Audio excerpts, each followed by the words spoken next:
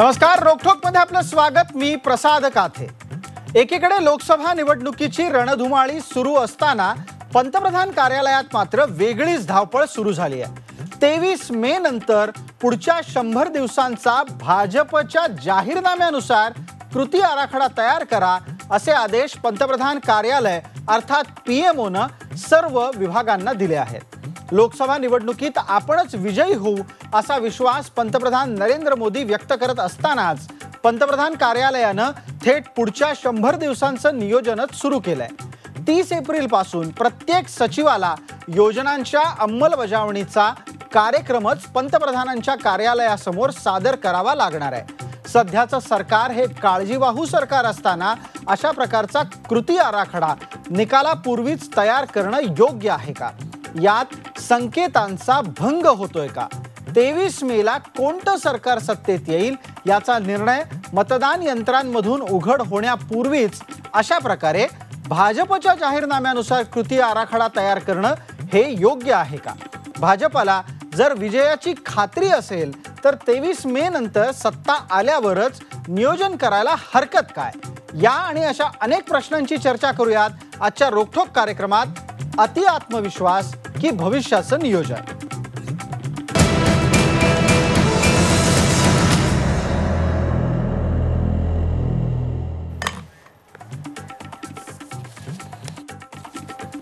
आजच्या कार्यक्रमात आपल्याबरोबर सहभागी होत आहेत हेमलता पाटील, प्रवक्ता काँग्रेस, आशिष चांदोरकर, पत्रकार, आणि माझ्यासोबत स्टुडिओमध्ये असलेले दोन मान्यवर आहेत, विश्वास पाठक, प्रवक्ता, भारतीय जनता पार्टी, आणि प्रवीण दीक्षित, माजी पोलीस महासंचालक, महाराष्ट्र राज्य। यांच्या सोबत आपण वाट पाहतोय सीपीएमचे नेते अजित अभ्यंकर यांची। आपल्या सगळ्यांचं या चर्चेमध्ये स्वागत। प्रवीण दीक्षित हे आपल्याबरोबर प्रशासनिक अधिकारी या नात्यानं आहेत, त्यामुळे माझा पहिला प्रश्न हा स्वाभाविकपणे त्यांना आहे। दीक्षित साहेब, आतापर्यंत आपण अनेकदा 100 दिवसांच्या साठीचं नियोजन ऐकत आलेलो आहोत।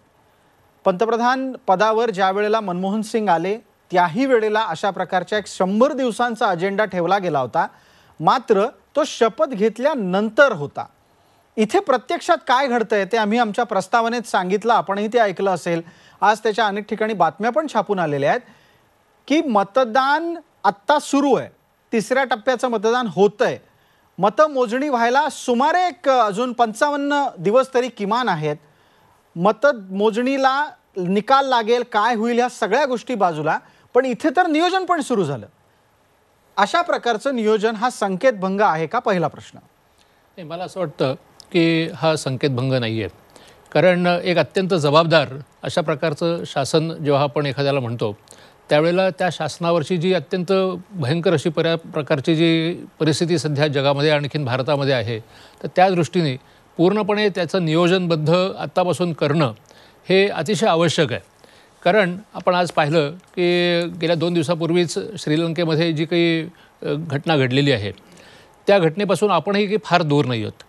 जे आयसिसनी कदाचित न्यूझीलंडमध्ये जे काही झालं त्याचा रिॲक्शन म्हणून असेल किंवा अजून अन्य काही त्याच्यात कारणं असतील किंवा त्याच्या मागे फार मोठं प्लॅनिंग असेल, तर ह्यासाठी दहशतवादी किंवा जे भारतातील संपूर्ण राज्यघटना उलथवून टाकण्यासाठी प्रयत्न करणारे व्यक्ती आहेत, गट आहेत, तर त्यांना तोंड द्यायला आपण 23 मे नंतर सुरुवात करून उपयोग नाही आहे।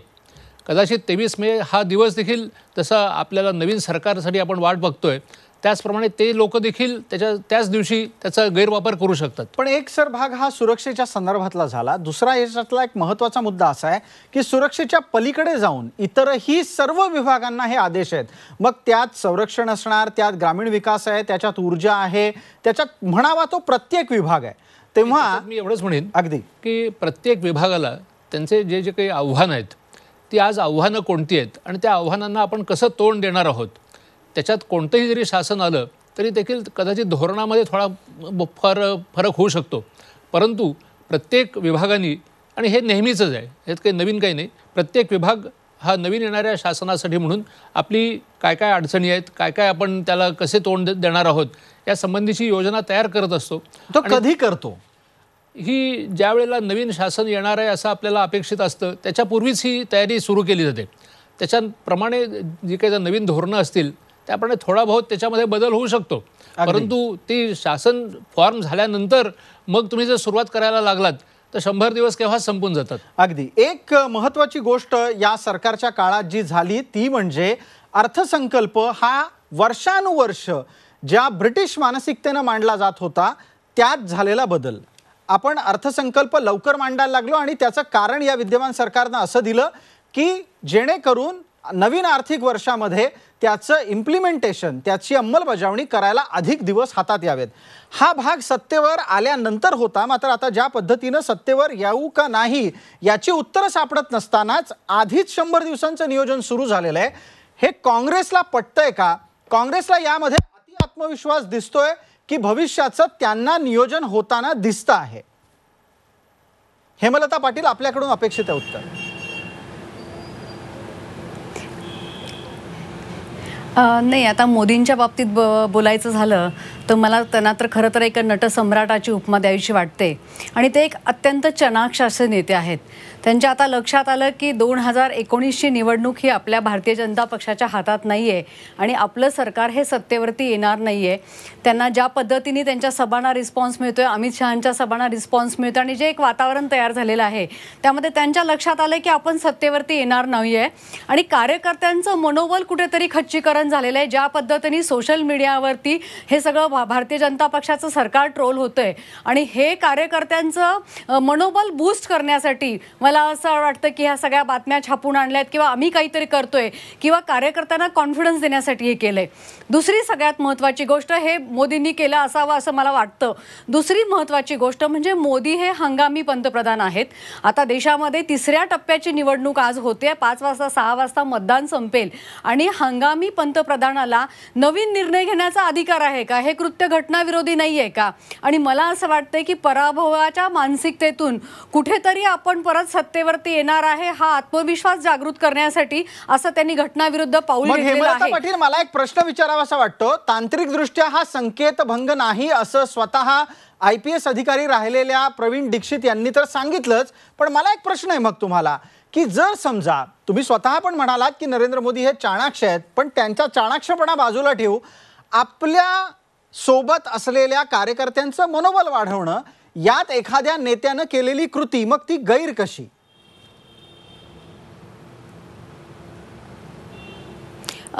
घटनेच्या विरुद्ध तुम्ही कुठलंही कृत्य करू शकत नाही. काँग्रेस इतके वर्ष सत्तेमध्ये होतं, परंतु निवडणुकीच्या तोंडावरती निवडणुकीच्या टप्प्यामध्ये मतदान चालू असताना अशा पद्धतीच्या बातम्या पेरणं किंवा अशा पद्धतींच्या सचिवांना आदेश देणं किंवा अशा पद्धतीने आम्ही पुढचं नियोजन करते हे कृत्य काँग्रेसकडून आजपर्यंत कधी घडलेलं नाहीये. ठीक आहे, आता आपण पटकन विश्वास पाठकांकडे जाणार आहोत आणि ते याच निमित्तानं, कारण विश्वास पाठक एक गंभीर आरोप होतोय भाजपवर, तो आहे घटनाविरोधी कृत्य करण्याचा.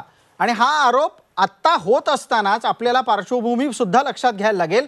भारतीय जनता पार्टीवर वारंवार संकेतभंग केल्याचा आरोप झालाय, घटनाविरोधी असल्याचा आरोप झालाय, घटना बदलायला निघालेल्या माणसांच्या मध्ये सर्वात पहिल्यांदा भाजपची गणना कायम होत आलेली आहे. तुमची प्रतिक्रिया? बघा, घटनाविरोधी कारवाई जर होत असेल तर भारतीय जनता पक्षाच्या विरोधामध्ये एक battery of lawyers, Prashant Bhushan वगैरे सगळे डोळ्यात तेल घालून बसलेले आहेत. त्याच्यामध्ये घटनाविरोधी काय आहे मला सांगा. 8 मार्च 2019ला जेव्हा इलेक्शन कमिशनने इलेक्शन डिक्लेअर केले त्याच्यानंतर कोड ऑफ कंडक्ट लागू झाला. हे सरकार जे आहे हे सरकार हंगामी जरी असले तरी हे सरकार आहे आणि सरकार ही बाब निरंतर असते. तर पुढचं सरकार बनेपर्यंत हे सरकार आहे, पूर्ण मंत्रिमंडळ आहे आणि यांना सगळे अधिकार असतात. आता अधिकार कोणचे असतात तर अशा प्रकारचे निर्णय घेऊ शकत नाही जे निर्णय हे मतदारांना इन्फ्लुएन्स करतील. मला सांगा की आज तुम्ही मंत्रालयात जाऊन बघा, मंत्रालयामध्ये इलेक्शनच्या या पिरियडमध्ये कोड ऑफ कंडक्टच्या पिरियडमध्ये मंत्रालय ओस पडलेलं आहे.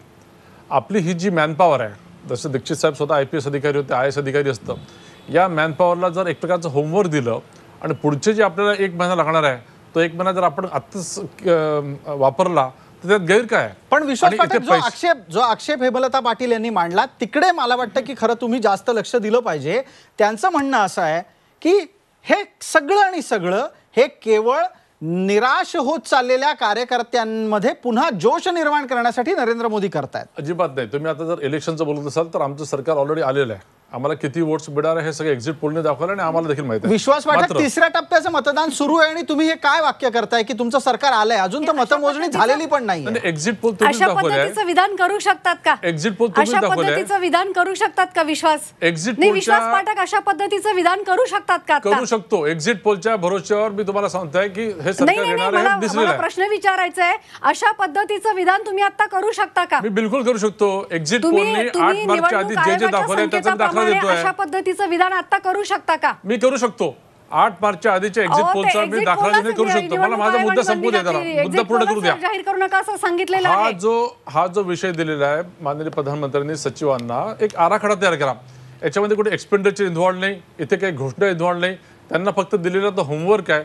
होमवर्कच्या माध्यमातून वित्त विभागाने काय करणं अपेक्षित आहे, ग्रामीण मंत्र्यांनी काय करणं अपेक्षित आहे, या सगळ्या प्रकारचा तो एक अभ्यास होणार आहे. मला असं वाटतं की आपली जी मॅनपॉवर आहे, ज्यासाठी आपण पगार देत असतो, रिसोर्सेस असतात, ते यूज करण्यामध्ये चुकीचं काहीच नाही. पण मग विश्वास पाठक, एक छोटासा आक्षेप जो माझ्याकडून आहे तो असा आहे, ठीक आहे आपण तांत्रिकदृष्ट्या असं समजून चालू की हा गृहपाठ आहे आणि तो येत्या दिवसात करून जे कुठलं नवीन सरकार येईल, तुमच्या लेखी कदाचित तुमचंच येणार आहे, पण जे कुठलं सरकार येईल त्याच्यासाठी काही ना काहीतरी कार्यक्रम तयार असावा.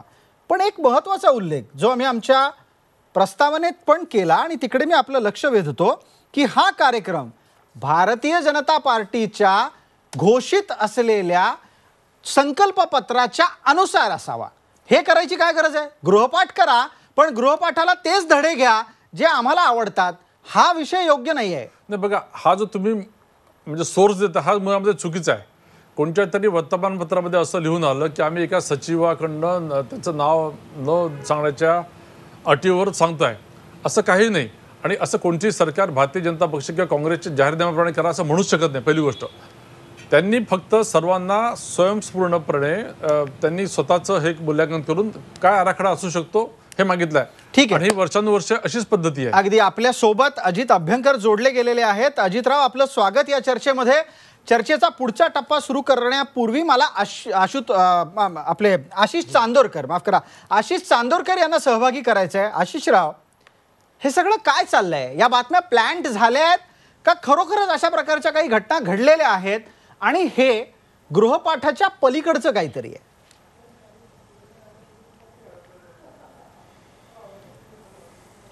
मला असं वाटतं प्रसाद की आत्ता देशात जे वातावरण आहे की आत्ता जे सर्वे येतात की बाबा अनेक वेगवेगळ्या सर्वे कंपन्या सर्वे करतात, त्यात असं दिसतंय की बाबा भाजप 200 ते 220 आणि मित्रपक्षांच्या बरोबर गेला तर काही थोड्याशा जागा वाढून अशा पद्धतीनं भाजप सत्तेवर येईल किंवा सत्तेच्या जवळ जाईल अशी परिस्थिती आहे.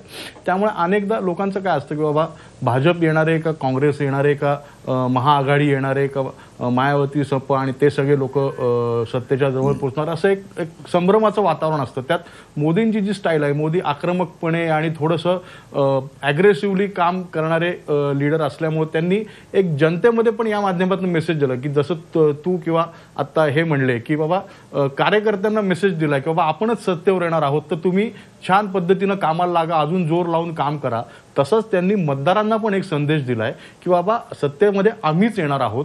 तर जे कोणी मतदार संभ्रमात आहेत की बाबा कोणाला मत द्यायचं, ज्याला आपण कुंपणावरचे मतदार म्हणतो, त्या कुंपणावरच्या मतदारांना पण मोदींनी या माध्यमातून अशा पद्धतीनं बातम्या पेरून किंवा अशा पद्धतीनं बातम्या पसरवून एक संदेश दिलाय की बाबा आशिष चांदोरकर, मला हेच खरं जाणून घ्यायचं आहे. तुम्ही बोलताना असं म्हणालात की बातम्या पेरून, बातम्या पसरवून. मला यावरच जास्त खुलासा तुमच्याकडून अपेक्षित आहे. म्हणजे याचा अर्थ प्रत्यक्षात पडद्यामागे असे कोणतेही आदेश जारी झालेले नाहीत?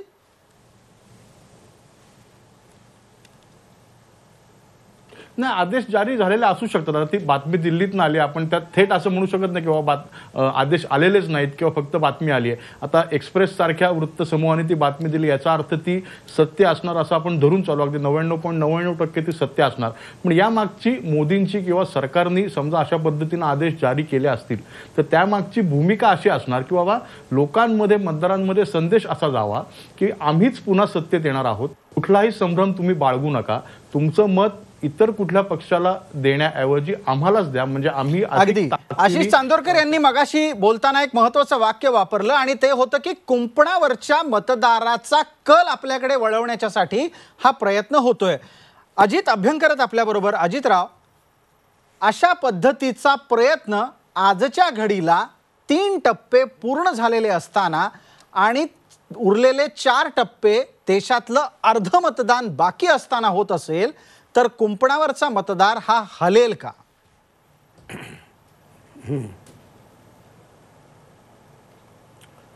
असा कोणताही परिणाम होणार नाही, पण तसा होईल असं मोदींना वाटू शकतं.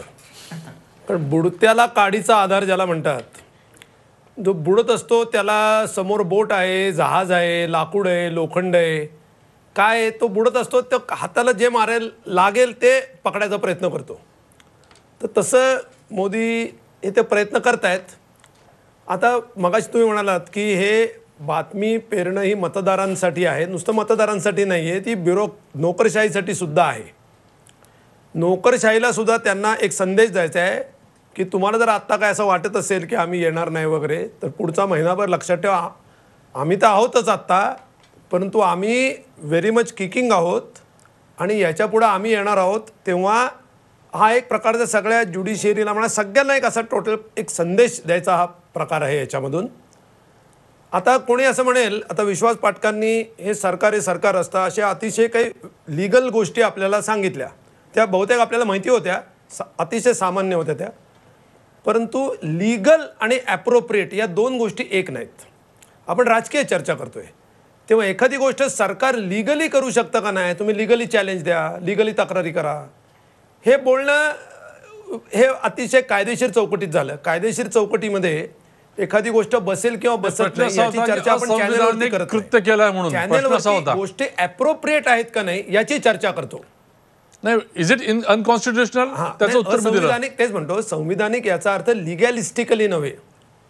एक्झॅक्टली. नाही, जरा मुद्द्यावर बोला, उगाच कन्फ्युज करू नका की अप्रोप्रिएट, इलिगल, लीगल असं करू नका. मला सगळं याच्यामध्ये असंविधानिक काय आहे, नाही अजिबात कन्फ्युज. अजितराव याच्यामध्ये असंविधानिक काय आहे त्याचं मी उत्तर दिलं. एक्झॅक्टली. तुम्ही नाही, आमचं जर जहाज बुडतं असं तुम्हाला वाटतं तर काय कम्युनिस्ट येणार आहे? आता मी बोलल्यानंतर कम्युनिस्ट येणार आहेत? कम्युनिस्टांचं सरकार येत आहे का? जे पर्याय कोण येते येईल, तुम्ही येणार नाही नक्की झालं असं तुम्ही तुम्हाला काय चिंता वाटतं? करताय त्याची? असं तुम्हाला वाटतं? कम्युनिस्टांचं येते असं कोणीच म्हणलं नाहीये, पण तुमचं येत नाही एवढंच विधान केलं मी. नाही, ते तुम्ही तर ते 1947 पासून हेच विधान करताय. प्रश्नामधून तुम्ही माझा प्रश्न डावलू शकत नाही. देन ऐका, अहो ऐका ना, आता कशाला तुम्ही 1947 पर्यंत गेला, तुम्ही मुद्द्याला धरून बोला ना.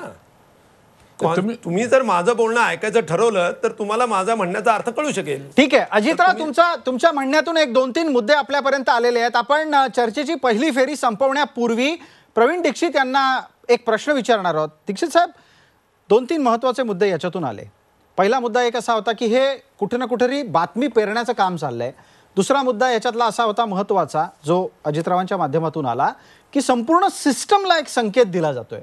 तुम्ही इतके वर्ष प्रशासनात काम केलंय, त्या अनुभवाच्या बळावर सांगा, प्रशासन अशा प्रकारच्या संकेतांना भीक घालतं का?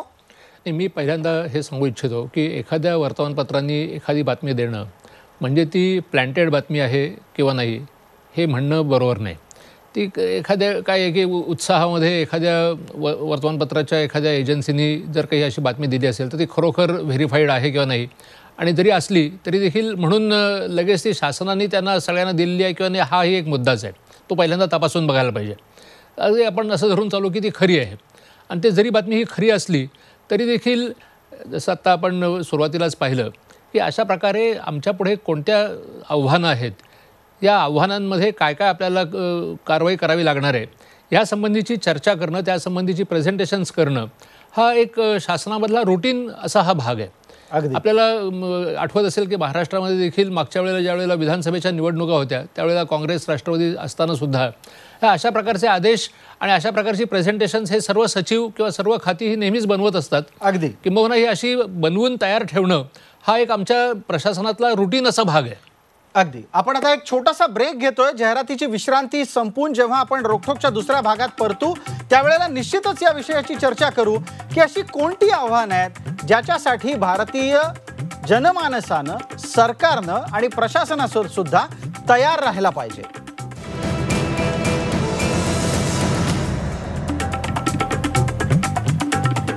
नमस्कार, रोखोकच्या दुसऱ्या भागामध्ये आपलं स्वागत. आपण चर्चा करतोय मतमोजणी पूर्वीच सरकार आल्यानंतर अर्थात 23 मे नंतरच्या 100 दिवसांचं नियोजन करणं म्हणजेच अति आत्मविश्वास आहे का, हे खरोखरच भविष्याचं नियोजन आहे. आपल्यासोबत विविध मान्यवर आहेत, एकदा त्यांची पटकन ओळख करून घेऊया. हेमलता पाटील, प्रवक्ता काँग्रेस.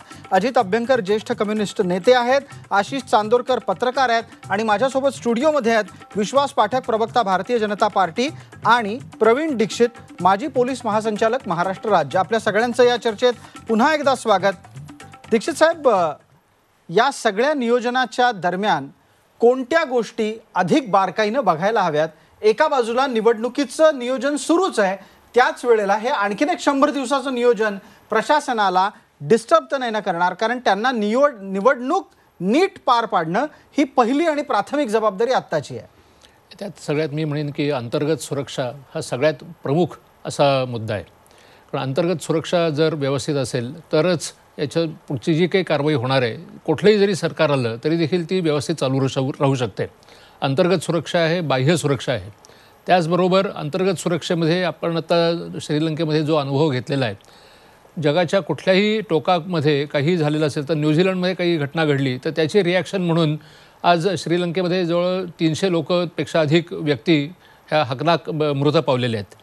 आणि हा जो धोका आहे, हा धोका आपल्या देखील दक्षिण भारतामध्ये किंवा इतर अन्य भागामध्ये फार मोठ्या प्रमाणात आहे असं सर्व इंटेलिजन्स एजन्सीचं म्हणणं आहे.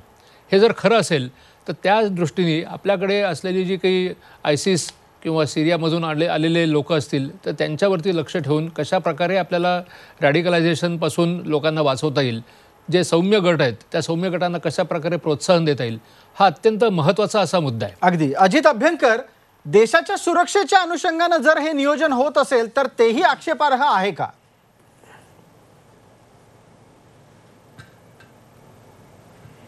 देशाच्या सुरक्षेच्या दृष्टीने नियोजन ही काही 100 दिवसासाठी करण्याची गोष्ट नाही आहे. आणि ती अशी ऑनगोईंग प्रोसेस आहे, ती कंटिन्युअस प्रोसेस आहे. आणि इलेक्शनशी त्याचा काहीच संबंध नाही, ती सतत चालूच राहिली पाहिजे. आणि माझ्या माहितीप्रमाणे, मला काय त्या खात्यांचा अनुभव नाही, परंतु ती चालत असलीच पाहिजे. त्याच्याशिवाय काही सैन्य पोलीस खाती ही काही सब्जेक्ट टू पंतप्रधान असे काही काम निदान बेसिक पॉलिसी डिसिजन वगळता काय करत नाहीत. त्याच्यामुळे हा काही चर्चेचा विषयच होऊ शकत नाही. याला 2 बाजू नाहीच आहे, त्याला एकच बाजू आहे की होय सततच चालू असली पाहिजे. तर तो काही प्रश्नच नाही आहे. पण मग तुम्हाला या सगळ्याच्या मागे अति आत्मविश्वास वाटतोय?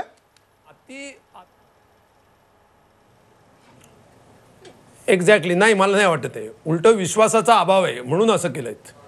आपण जिंकणार. हे बघा कसं आहे, मोदी यांनी वेगवेगळे प्रयोग केले त्या प्रक्रियेमध्ये. त्यांनी एकदा स्वतःच्या जातीचा उल्लेख केला. ते म्हणले की मी कनिष्ठ जातीचा आहे म्हणून माझ्यावरती टीका करतात. हे मिनिंग की गांधी घराणे हे उच्च जाती असं त्यांना सजेस्टिव्ह काहीतरी बोलायचं होतं. तो त्यांनी जातीच्या आव्हानाचा प्रयोग करून पाहिला. आणि गडकरी एकदा पूर्वी म्हणाले होते जाहीर, म्हणजे त्यांचा व्हिडिओ आहे तसा, की जातीचं नाव काढेल त्याला जोड्याने मारीन म्हणून. आता ते कदाचित मागे म्हणले होते, तो चुनावी जुमला असू शकेल. आता पुढं त्यांनी ती प्रज्ञा सिंग नावाची जी कोण स्त्री आणलेली आहे, तिने बेफाट आणि पिसाट अशा प्रकारची विधानं करायला सुरुवात केली. ते कशा करता? तर आता विकासाचं कार्ड खोटं ठरलं, मग आता हे भडक धर्मांधतेचं असं जे काय आहे आव्हान, त्याच्यामुळं काय मिळतं का बघायचं. तेव्हा तिला सोडलेलं आहे आता. तेव्हा हे ती विधानं करते, सगळं संघ परिवाराच्या सगळ्या नियोजनामधनं करते. त्या नियोजनाचा एक भाग आहे. तेव्हा हे निरनिराळ्या गोष्टी ट्राय करून बघतायत. अगदी. तुमचं म्हणणं असं आहे की विविध प्रकारच्या गोष्टी निवडणुकीच्या दरम्यान प्रयत्न करून पाहिल्या जात आहेत. हेमलता पाटील, जर या स्थितीमध्ये काँग्रेस असती तर काँग्रेसनं 100 दिवसाचं नियोजन करायला सांगितलं असतं का मतपेट्या उघडण्याची वाट पाहिली असती? नाही, मला 2 मुद्द्यांचं मगापासून मला बोलायचं होतं. मला प्रसादजी 1-2 मिनटं फक्त थोडा वेळ द्या. की तुम्ही एक खूप महत्त्वाचा मुद्दा मांडला होता आणि तो मला खूप भावला होता. की तुम्ही बोलले होते की जर हे नियोजन 100 दिवसाचं करायचं आहे तर मग 100 दिवसाच्या नियोजनामध्ये भाजपचा मॅनिफेस्टो पुढे चालवण्याची घोषणा का करावी, किंवा आपण लोकसत्तेच्या बातमीच्या अनुषंगाने बोलते तशी बातमी आहे. आणि या ठिकाणी दुसरे चांदोरकर जे बोलले होते की कुंपणावरच्या मतदारांना तुम्ही याच्यामध्ये एक संदेश देत आहे की आणि ब्युरोक्रॅटना एक संदेश देत आहे की आम्हीच परत सत्तेवर येणार आहे. म्हणजे हे दोन्ही विधानं जर तुमची बघितली तर खरंच हा घटनेचं पण उल्लंघन आहे आणि आचारसंहितेचं उल्लंघन आहे. दीक्षितजी याच्यामध्ये मुद्द्यांची गफलत करतायत. खरं सांगायचं तर सॉरी टू से, पण कसं आहे की आता त्यांनी संरक्षण क्षेत्रासंदर्भात आणि संरक्षण बाबतीत बोलले. ही निरंतर चालणारी प्रक्रिया आहे. म्हणजे कुठल्याही पक्षाचं सरकार येऊ दे, ते पंतप्रधानांशिवाय हे सगळं कार्य चालत असतं. आणि इसिसची भीती आणि दहशतवादी संघटनांची भीती, यासाठी पंतप्रधानांना काही संदेश देण्याची गरजच नाही. आपला देश तेवढा, आपली लोकशाही तेवढी प्रगल्भ आहे आणि घटनेने तेवढे अधिकार दिलेले आहेत. पण हेमलता पाटील, आपण वारंवार अशा प्रकारच्या नियोजनाची अपेक्षा करणं हे घटना बाह्य आहे असं म्हणताय. कृपया त्यावर जरा अधिक प्रकाश टाका, कारण तो मुद्दा खरं तर पहिल्या भागात खोडला गेला होता, पण तुम्ही पुन्हा उपस्थित केला. तेव्हा मला सांगा की घटना बाह्य कोणत्या अन्वये तुम्ही सांगताय? तुमच्याकडे काही तपशील आहे का त्याचा? जेव्हा जेव्हा जेव्हा लोकशाही प्रक्रियेमध्ये निवडणूक प्रक्रिया सुरू होते, निवडणूक प्रक्रिया सुरू झाल्यानंतर पंतप्रधान हे एक हंगामी पंतप्रधान असतात. त्यांना अधिकार नक्की आहेत. जसं दीक्षित सरांनी सांगितलं की बाबा देशामध्ये काही अराजकता निर्माण झाली वगैरे, त्या अधिकाराबद्दल आपण बोलतच नाहीये. आपण मुख्य बोलतोय की भारतीय जनता पक्षाचा जो मॅनिफेस्टो आहे तो पुढे कार्यान्वित करण्याच्या दृष्टीने आदेश दिलेत. म्हणजे हे कृत्य तुम्ही विचार करा, हे घटनाबाह्य नाहीये का? साधी सरळ सरळ गोष्ट आहे की लोकशाहीची प्रक्रिया चालू असताना, निवडणुकीची प्रक्रिया चालू असताना मतदारांना आकर्षित करणारं कुठलंही तुम्ही कृत्य करताय. आणि हे पण मग 100 दिवसाचं नियोजन हे मतदारांना आकृष्ट करणारं कसं काय ठरू शकतं? कारण त्याच्यामध्ये आम्ही परत सत्तेवरती येणार आहोत, आम्ही निवडून येणार आहोत, त्यामुळे तुम्ही आमच्याबरोबर राहा. काही मतदार अशा असतात की समजा जो पक्ष सत्तेवर येणार आहे त्याच्याबरोबर राहिलं पाहिजे. हे सगळं एक गर्भितार्थाने एक थोडंसं धमकी देणं म्हणा किंवा गर्भितार्थाने त्यांना सांगणं म्हणा की आम्हीच पुढे आहोत आणि आमच्याशी तुमची गाठ आहे, अशा पद्धतीचे वर्तणूक आहे. अगदी तुमचं म्हणणं थोडक्यात असं आहे की एक दबाव तयार केला जातोय, जे थोड्या वेळापूर्वी अजित अभ्यंकर यांनी पण मांडलं. आशिष चांदोरकरांना माझा प्रश्न आहे. आशिष चांदोरकर, तुमच्या लेखी हवा काय दर्शवतीये, कोणत्या दिशेने वारे वाहत आहेत? आणि याचं उत्तर घेतल्यानंतर मग पुढचे प्रश्न आपण विश्वास पाठक यांना विचारणार आहोत.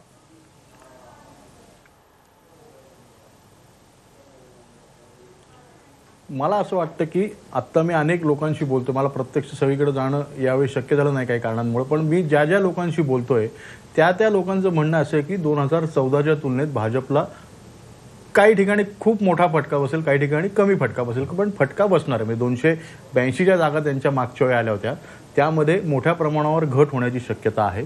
आणि त्याकरता मग मोदींची एक ती स्टाईल, आपण जर गुजरातच्या सर्व निवडणुका बघितल्या तर त्यामध्ये निवडणुकीच्या प्रचाराच्या शेवटच्या टप्प्यात आधीच्या टप्प्यांमध्ये विकास असतो, विकास कामं असतात, पण शेवटच्या टप्प्यांबरोबर पाकिस्तान येतो किंवा मी पराभूत झालो तर पाकिस्तानमध्ये फटाके वाजतील किंवा पाकिस्तानला आनंद होईल, मौत का सौदागरचा विषय येतो. अशा अनेक विषय मग भावनिकता ह्याच्यात येतात. त्याच पद्धतीनं मला वाटतं आत्ता सध्या हे चाललेलं आहे की त्यांच्या जातीचा मुद्दा आला असेल किंवा पाकिस्तानचा शहीदांच्या नावानी मतांचा मुद्दा आला असेल, पाकिस्तानला आम्ही घुसून मारू अशा पद्धतीनं स्वतःची इमेज त्यांनी जी तयार केली आहे ती वारंवार सभेतनं मांडण्याचा विषय असेल किंवा असे जे विषय आहेत की बाबा आम्ही पुन्हा सत्तेत येणार आहोत हे दाखवून द्यायची जी हे आहे, त्यातनं त्यांना थोडंसं जी काही घडणाऱ्या जागा आहेत त्या थोड्याशा आणखीन वाढाव्यात आणि 272च्या आकड्यापर्यंत पोहोचायला जो कमी जागा पडतायत त्यात वाढ व्हावी अशा पद्धतीने त्यांचं सगळं. आशिष चांदोरकर असोत किंवा अजित अभ्यंकर आणि हेमलता पाटील, तिघांनाही असं वाटतं आहे की हे सगळं मतदारांमधल्या ध्रुवीकरणासाठी आणि त्यातून अधिक लाभ मिळवण्यासाठी. विश्वास पाठक, आपल्याला आता एक साधारण 1 ते 1.5 मिनिट आहे. खरंच सांगा, तुम्ही सत्तेवर येणार आहात का? आणि येणार असाल नसाल तरी पण अशा प्रकारच्या भविष्याच्या नियोजनाच्या समर्थनाची भूमिका अजूनही घ्याल का? नाही, आम्ही सत्तेवर येणार का? नक्कीच येणार. आणि हा विश्वास आम्हाला आधीपासून आहे, कारण आम्ही 5 वर्ष जे काही हे सरकार चालवलं, जे काही आम्ही कामं केले त्या भरोश्यावर आम्ही येणार आहे. आता मूळ मुद्दा असा आहे की असं कृत्य चुकीचं आहे की बरोबर आहे? मला सांगा की मोदीजी हे नेहमीच आउट ऑफ द बॉक्स विचार करणारे असतात आणि कोणत्याही रिसोर्सेसचं मॅक्सिमम युटिलायझेशन कसं करायचं हे त्यांना माहीत आहे.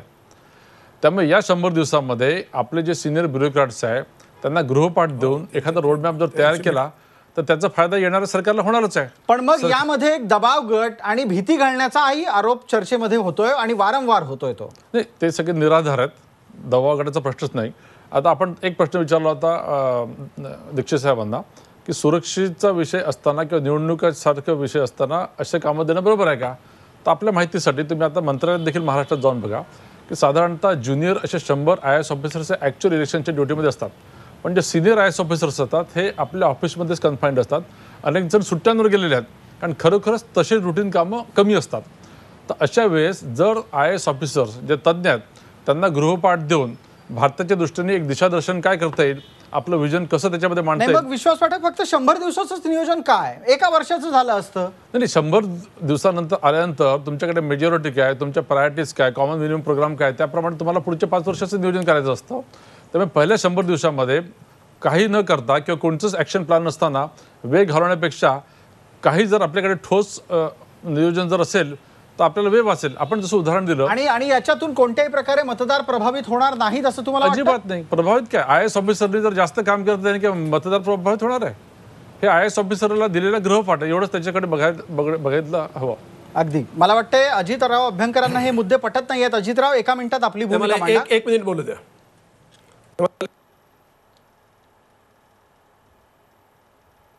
बोला अजितराव, आपण बोला. हे बघा, ते पदासाठी पॉसिबिलिटीज आहेत. काही तर जे तांत्रिक नवीन कारणांमुळे काही तांत्रिक कारणांमुळे आपला आवाज पोहोचत नाहीये.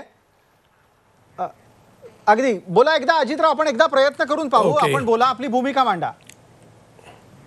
हां, ठीक आहे. मी असं म्हटलं की आपण असं गृहीत धरूया वादासाठी की मोदींचं सरकार येणार नाही किंवा येईल, अशा दोन्ही पॉसिबिलिटीज आहेत. आता जर या दोन्ही पॉसिबिलिटीज असतील आणि जर तुम्ही तुमच्या अधिकाऱ्यांना पुढच्या 100 दिवसाचं नियोजन करायला सांगितलं तर ते वाया जाईल ना. नवीन सरकार आलं तर म्हणजे त्यांचा वेस्ट ऑफ टाइम झाला, तर वेळेचा सदुपयोग कसा झाला. आणि तुम्हाला काय वाटतं, ते वाटेत मंत्रालयात काय माशा मारत बसलेत का? त्यांना मागच्या वर्षापर्यंत केलेल्या नियोजनाचं अंमलबजावणीचं काम आहे का नाही का? सगळं संपलं आता. तेव्हा इतकं हास्यास्पद काहीतरी या वेळेचा सदुपयोग वगैरे म्हणजे ब्युरोक्रेसी सिस्टम कशी चालते जरा समजून घ्या. मला हसावं का रडावं कळत नाही, सिस्टम समजून घ्या, मग हसा किंवा रडा ते ठरवा तुम्ही. हे 100 दिवसाचं नियोजन मला सांगा, IAS ऑफिसर कडनं एखादं काम करून घेणं त्यात चुकीचं काय आहे? 100 दिवस त्यात चुकीचं काय आहे? त्यांना त्यांची रुटीन कामं करून भरपूर वेळ असतो. जरा मंत्रालयात तुम्ही येऊन बघा तुम्ही. पण पुढच्या 100 दिवसामध्ये वरचे पॉलिसी डिसिजन बदलू शकण्याची शक्यता जर असेल, इम्प्लिमेंट कोण करताय? त्यांना तेच काम दोनदा करायला इम्प्लिमेंट काय करतात? दोनदा करायची आवश्यकता नाही आहे, त्यात मॉडिफिकेशन फक्त दोनदा होणार नाही, त्यात फक्त मॉडिफिकेशन आवश्यकता पडली तर. ठीक आहे. प्रवीण दीक्षित यांना या संदर्भातलं एक निरीक्षण नोंदवायचं आहे. अजितराव, मी थांबवतोय तुम्हाला. प्रवीण दीक्षित यांना एक निरीक्षण नोंदवायचं आहे, त्यानंतर हेमलता पाटील यांच्याशी बोलणार आहोत आपण. मी एवढंच सांगेन की 100 दिवसाचा का हा जो प्रश्न आहे त्याचं उत्तर असं आहे की पहिले 100 दिवस असे असतात की ज्या वेळेला अनेक वेगवेगळ्या घडामोडी घडत असतात आणि त्यावेळेला जे कोणी धोरण ठरवणारे असतील, राजकारणी असतील, त्यांना देखील नेमकं दिशानिर्देशन करणं त्यावेळेला अवघड असतं. परंतु म्हणून आपण त्यावेळेला शासन हे कुठल्याही प्रकारे ठप्प पडणार नाही, कुठल्याही प्रकारे ज्या लोकांच्या खरोखर समस्या आहेत त्यांच्याकडे दुर्लक्ष होणार नाही, ह्या दृष्टीने निदान पहिल्या 3 महिन्याचं 100 दिवसांचं नियोजन करणं आवश्यक आहे. की त्यानंतर मग ज्यावेळेला प्रत्यक्ष सरकार फॉर्म होईल, जे काही त्याचे दिशानिर्देशन असेल तर त्याप्रमाणे पुढची दिशा ही नक्कीच पुढच्या 5 वर्षांची सांगितली जाईल. अगदी. हेमलता पाटील, आपला मुद्दा मांडा. आपला मगाशी एकदा हात चर्चेत सहभागी होण्यासाठी वर झाला होता. नाही, मला फक्त एक असं या ठिकाणी मला एक असं सांगायचं आहे की हे जे आता बोलले विश्वास पाठकजी की IAS अधिकारी रिकामे बसलेले असतात मंत्रालयामध्ये, सिनियर ऑफिसर सुट्टीवर असतात, मग त्यांना निर्देश देणं आणि त्यांना कामाला लावणं, हे मागचं बजेट चालू आहे, कामं चालू आहेत सगळीकडे. म्हणजे आता आचारसंहितेमुळे कामं थांबली तरी नियोजन जे आहे ते चालूच असतं. त्याच्यामुळे त्यांना वेगळं काहीतरी सांगणं आणि 100 दिवसाचं दिशा देणं हे मला चुकीचं वाटतं. सगळ्यात महत्त्वाचा प्रश्न म्हणजे आम्ही खूप विकास कामं करतो किंवा आम्ही शांत राहिलो नाहीये, इलेक्शनच्या काळामध्ये सुद्धा आमचं काम सतत चालू आहे, ही दाखवण्याची जी प्रवृत्ती आहे. मला 2 उदाहरण द्यायचे आहेत. पंतप्रधान मोदींनी 4 ते 5 गावं दत्तक घेतली. 2014 मध्ये जयापूर घेतलं, नागेपूर घेतलं, 2016 मध्ये काकरहिला घेतलं आणि डोणरी घेतलं. आणि माहिती अधिकारामध्ये जेव्हा आपण विचारलं तेव्हा ह्या सर्व गावांमध्ये 1 पैसा सुद्धा संसद निधीतून दिलेला नाहीये. म्हणजे विकास कामांच्या बाबतीत तुमच्यावरती जी जबाबदारी होती ती करण्यामध्ये सुद्धा तुम्ही सक्षम सक्षमरित्या ती जबाबदारी केलेली नाहीये. आणि नाही बरोबर हे बघा, माहितीच्या अधिकारामध्ये जे प्रश्न विचारले त्याची जी उत्तर आलेली आहेत नागपूरच्या बाबतीमध्ये एक विरोधाभास निर्माण झालेला आहे. मी काय चारपैकी नागपूरच्या बाबतीत विरोधाभास निर्माण झाला, मात्र तिथली परिस्थिती वेगळी आहे. हवेमध्ये मी गोळीबार करत नाहीये. एक मिनिट, मला विश्वासजी माझं बोलणं पूर्ण करू द्यात. मी हवेमध्ये गोळीबार करत नाहीये. तर आहे ती विकास कामं, म्हणजे जी गावं तुम्ही दत्तक घेतली आहेत त्या गावांना तुम्ही न्याय देऊ शकत नाही, त्या गावांमध्ये विकास करू शकत नाही. बाकीच्या विकासच्या प्रश्नाबद्दल तुम्ही बोलणार नागपूर बद्दल एक विरोधाभास निर्माण करण्याचा प्रयत्न होतोय, बाकी 3 गावाचा प्रश्न नाहीये. ही 100% सगळी नौटंकी आहे. आणि येत्या 100 दिवसामध्ये आम्ही खूप काम करणारं सरकार आहे आणि आम्ही देशाला प्रगतीपथावर नेणारं सरकार आहे. हे मनावर हेमलता पाटील, आपण मांडलेला मुद्दा लक्षात आला. आपण एकदा फक्त विश्वास पाटकांना संधी देतोय 1 मिनिटाची, आणि ती यासाठी कारण तुम्ही काही गंभीर आक्षेप नोंदवले आहेत पंतप्रधानांनी दत्तक घेतलेल्या गावांमधल्या झालेल्या विकासाबाबत. विश्वासराव, 1 मिनिट आहे आपल्याकडे. बघा, त्यांच्याकडे मेंबर ऑफ पार्लमेंट म्हणून 4 गावं त्यांनी दत्तक घेतली. खरं तर एकच गाव दत्तक घेणं असं अपेक्षित होतं प्रत्येक एमपीनी, पण यांनी 4 घेतली.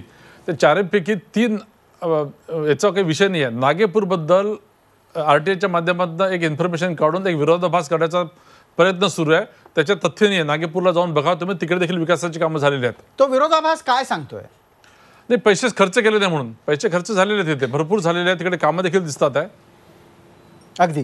आशिष चांदोरकर, जर समजा हा विषय दबाव आणण्याचा असेल, हा विषय कुंपणावर बसलेल्या मतदारांना आपल्याकडे वळवण्याचा असेल, तर मग या गोष्टी नैतिक अनैतिक या मुद्द्यांवर मोजायच्या आहेत का कायदेशीर आणि बेकायदेशीर मुद्द्यांवर मोजायच्या आहेत?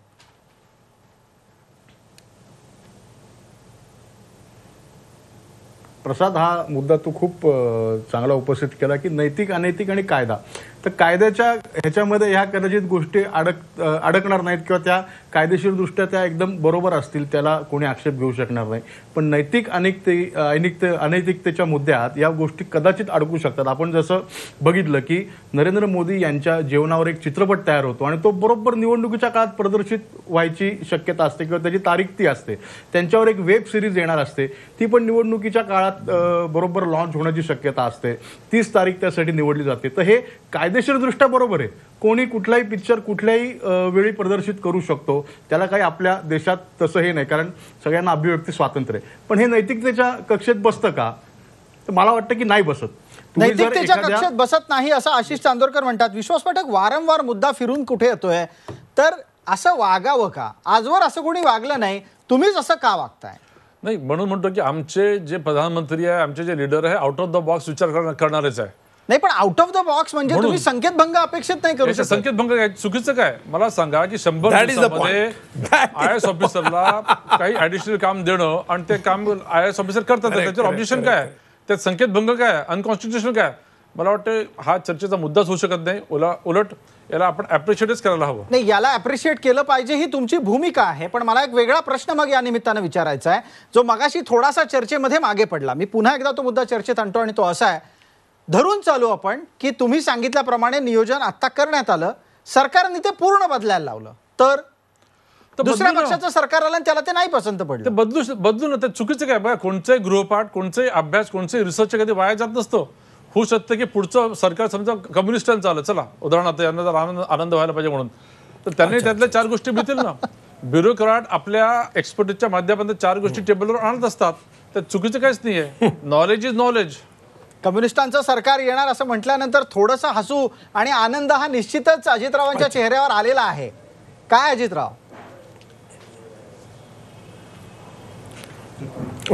हे बघा, ते थोडंसं भविष्यवाणी फ्रॉइडियन स्लिप म्हणतात, त्याला. ठीक आहे, ते निष्ठून कदाचित या वेळेला नाही, पण पुढच्या वेळेचं कदाचित ते बोलून गेले असतील. ठीक आहे. सरकार कुणाची येणार कुणाची नाही येणार याची चर्चा होत राहील. मात्र आपण सगळेजण या चर्चेत सहभागी झालात, त्या निमित्तानं 100 दिवसाचं नियोजन इतक्या घाईनं करावं का न करावं का याची चर्चा झाली. आपल्या सगळ्यांचे मनपूर्वक आभार. जाता जाता लोकसभा निवडणूक 7 टप्प्यांमध्ये होतीये, त्यामुळे शेवटच्या मतापर्यंत प्रचाराची लढाई सुरूच राहील. प्रचाराचं तंत्र आणि मंत्र बदलत्या स्वरूपात आपल्या समोर येतच राहणार आहे. निवडून येण्यापूर्वीच पुढच्या 100 दिवसांचं नियोजन करणं ही भविष्याची तयारी आहे की काठावरच्या मतदारांना आकर्षित करण्याची खेळी आणि ती किती प्रभावी पडली याचा निर्णय शेवटी मतदारांनाच करावा लागणार आहे. गेल्या 5 वर्षातला नरेंद्र मोदी यांच्या नेतृत्वाखालील सरकारचा कारभारही मतदारांसमोर आहेच. त्यामुळे मतदार विवेकीपणे सारासार विचार करून मतदान करतील आणि आपली लोकशाही अधिक भक्कम होईल अशी अपेक्षा करूयात. आज रोकठोकमध्ये इतकंच. ताज्या बातम्यांसाठी पहा झी 24 तास. रहा एक पाऊल पुढे.